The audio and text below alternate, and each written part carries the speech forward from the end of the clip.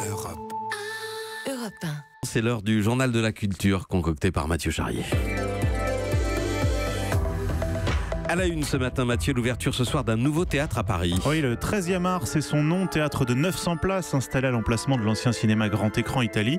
C'est sous le centre commercial Italie 2 dans le 13e arrondissement de Paris. Au programme théâtre, cirque, concert. Il est géré par le groupe Juste pour Rire et dès jeudi, c'est Gérard Depardieu qui interprétera le Carnaval des animaux de Camille Saint-Saëns que l'on entend avec l'Orchestre Philharmonique de Prague.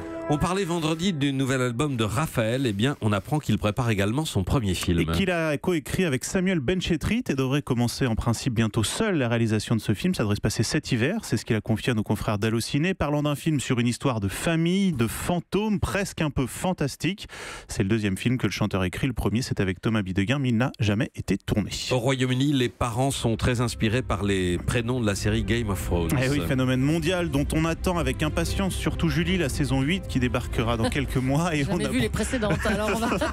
Et on apprend que le prénom Arya du célèbre personnage Arya Stark a été donné à 300 filles anglaises l'an passé, alors que Mary, à titre de comparaison, n'a été attribuée que 200 fois.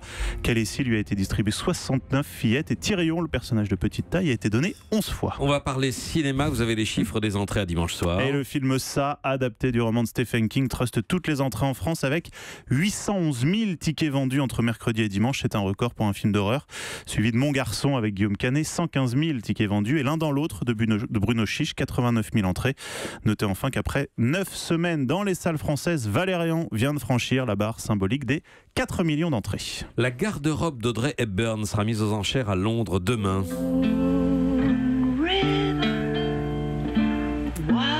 Et ça va des petites robes noires au script de l'inoubliable Diamant sur canapé en passant par le scénario de Charade à noter de sa main.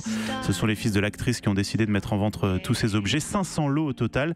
Il y a même la valise avec laquelle l'actrice avait débarqué à Londres en 1948. Et ce sont bien sûr ces robes qui vont s'arracher, dont celle en satin bleu signée Givenchy. Musique, Luis Fonsi. C'est ça, Fonsi. Ah bah oui, c'est de Capito. C'est de l'hispanique, quoi. Il annonce un concert en France.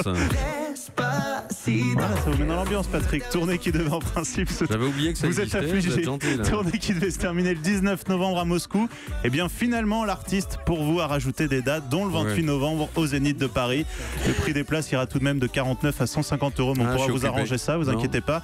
Il faut dire que Despacito cumule près de 4 milliards de visionnages rien que sur YouTube. C'est énorme. Et puis du côté des ventes de disques en France, c'est toujours Indochine qui domine cette semaine avec son album 13. Très bien, on termine votre journal de la culture avec un nouveau magazine dédié à l'univers de la bande dessinée. Ah oui, justement, les Cahiers de la BD, c'est un nouveau trimestriel qui sort aujourd'hui avec à la une de ce premier numéro Black et Mortimer, Spirou, Corto Maltese. Pourquoi les héros ne meurent jamais? On pourra en parler avec Anne Goscinny. Il y a aussi de beaux entretiens avec Aude Picot et Alan Moore. Il coûte 12,50 €. Allez le découvrir. Europe.